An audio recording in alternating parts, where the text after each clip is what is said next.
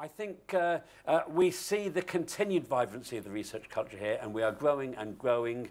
And even in the last year, we had a new network on food research launched, and a whole load of activity on citizen science and crowdsourced data.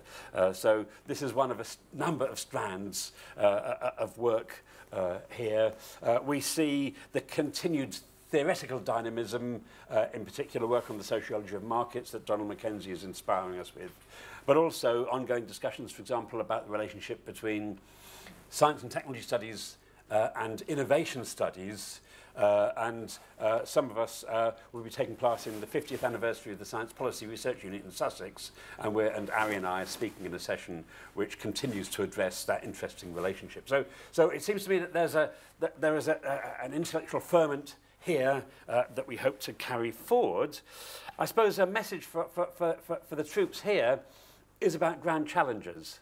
2 years ago, Johann Schott talked about how he had built a big intellectual map of areas to advance scholarship in a field, and actually invited us to do something similar, to actually move beyond the individual short-term project, to actually look at that bigger concept. Now, Ari has suggested something similar and suggested that we should maybe look at how we are inserted into that broader terrain.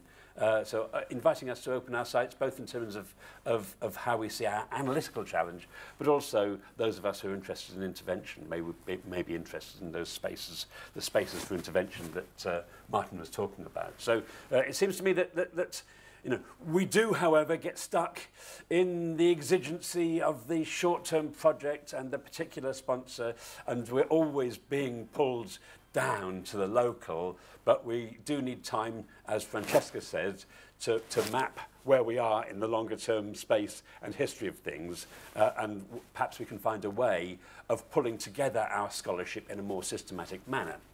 I mean, for example, over this year, I've been trying to intervene. There's a huge amount of investment going into data science. And the Edinburgh STS community has been trying to put STS at the heart of how data science is conducted, and to kind of emancipate the conduct of these very powerful data processing and interpretation tools, and to make sure that they're done in a certain way that accounts for pluralities of understanding and multiplicities of authors, and the way that those tools may be shaped by powerful interests. So we're trying to transform the character of data science in the UK. That's been an interesting challenge. I don't think we've won it yet, but it's something that we try to do. And it seems to me that we could begin to think of grand challenges across a number of areas. Last week we had a very interesting set of workshops which brought together the energy people and the information infrastructure people to look at how new energy infrastructures are being proposed as UK tries to move towards a sustainable system of renewable energy production and consumption, and that becomes a matter of information as well as reactors and windmills. So the world is changing, and we can begin to make, I think, quite strategic interventions, and it's useful to have retreats like this where we begin to identify what those areas of intervention might be. So grand challenges is something we need to look at.